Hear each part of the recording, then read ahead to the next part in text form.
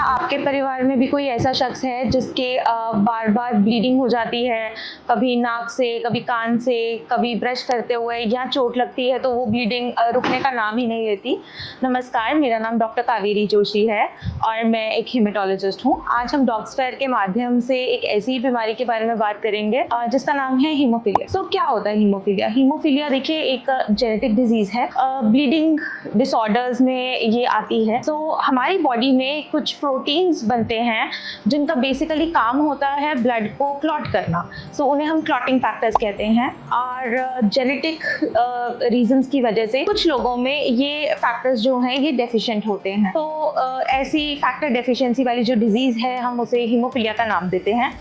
Haemophilia again depending कि कौन सा फैक्टर डेफिशिएंट है, मोस्ट कॉमनली हीमोफीलिया ए और हीमोफीलिया बी के नाम से ये जानी जाती है। हीमोफीलिया ए यानी कि जिनमें फैक्टर 8 डेफिशिएंट है और हीमोफीलिया बी यानी कि जिनमें फैक्टर 9 डेफिशिएंट है। सिम्टम्स की अगर हम इसमें बात करें जनरली देखिए फैमिली हिस्ट्री कॉमनली पॉजिटिव होती है। फैमिली में कोई ना कोई ऐसा मेल स्पेशली मेंबर होगा जिसमें ये सारे सिम्टम्स प्रेजेंट होंगे कि ब्लीडिंग होती है या जॉइंट्स में बार बार ब्लीडिंग हो जाती है जिसके कारण जॉइंट पेन होती है, जॉइंट स्वेलिंग हो जाती है, शरीर पे बार बार नीले धब्बे हो जाते हैं, नील पड़ जाते हैं, या चोट लगती है तो ब्लीडिंग जो है अगर नॉर्मल किसी की कुछ मिनटों में रुकती है तो इनकी ब्लीडिंग रुकने में बहुत देर लेती है। छोटी सी चोट पर भी बहुत ज़्यादा ब्लीडिंग होती है एंड समटाइम्स स्पॉन्टेनियसली नोज से या ब्रश करते हुए दांत से ब्लीडिंग जो है वो कॉमनली मिलती है। हीमोफीलिया देखिए जो इसका जीन है बेसिकली एक्स क्रोमोसोम के थ्रू ट्रैवल करता है और फीमेल्स जो हैं वो ज़्यादातर कैरियर्स होती हैं और जो male parts of the family हैं उनमें ये प्रेजेंट करती है बिकॉज उनमें सिर्फ एक ही एक्स क्रोमोसोम आता है। मान लीजिए एक मेल है जो हीमोफीलिया नोन केस है और उसकी आगे एक बेटी है, तो जो बेटी के आगे बच्चे हैं उसमें चांसेस हैं 50% चांसेस हैं कि जो बेटे होंगे 50% ऑफ दो सन्स में भी हीमोफिलिक और जो वे बेटी की आगे बच्चियां होंगी 50% ऑफ दोज गर्ल्स में भी हीमोफीलिया कैरियर। हीमोफीलिया जो है वो इस तरह से फैमिलीज में रन करता है। Now coming on to the symptoms and what are the ways to manage it. तो डिपेंडिंग की क्लॉटिंग फैक्टर की डेफिशिएंसी कितनी है, हीमोफीलिया को माइल्ड, मॉडरेट या सिवियर हीमोफीलिया में डिवाइड किया जाता है क्लिनिकली। बिल्कुल स्पॉन्टेनियस ब्लीडिंग हो जाती है, कुछ लोगों के इंटरनल ब्लीडिंग हो जाती है, बिना किसी कारण के, बिना चोट लगे भी ब्लीडिंग हो जाती है। सिवियर फॉर्म ऑफ हीमोफीलिया ऐसे प्रेजेंट कर सकता है। Now coming on to the management part.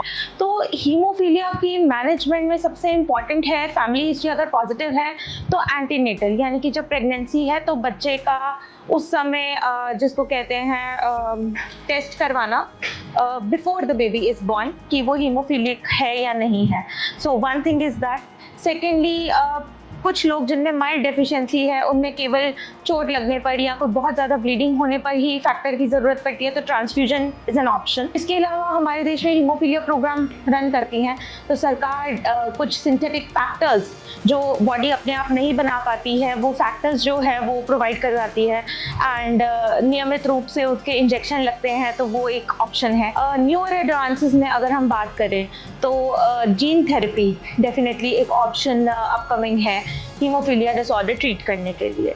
Haemophilia जो है it is a very rare disease अगर हम बात करते हैं, लेकिन it is a severe disease यानी कि बहुत कम लोगों को होता है लेकिन जिसको होता है उसमें काफ़ी सिवेरिटी और क्वालिटी ऑफ लाइफ जो है वो काफ़ी ज़्यादा मैटर करती है।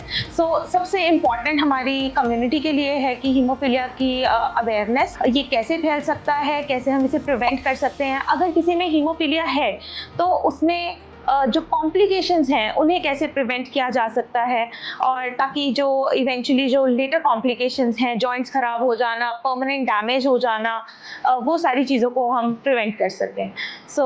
आई होप आज की वीडियो आपके लिए इन्फॉर्मेटिव है एंड अगर आपके कोई क्वेश्चंस हैं तो we are happy to answer them. आप प्लीज़ कमेंट्स में अपने क्वेश्चन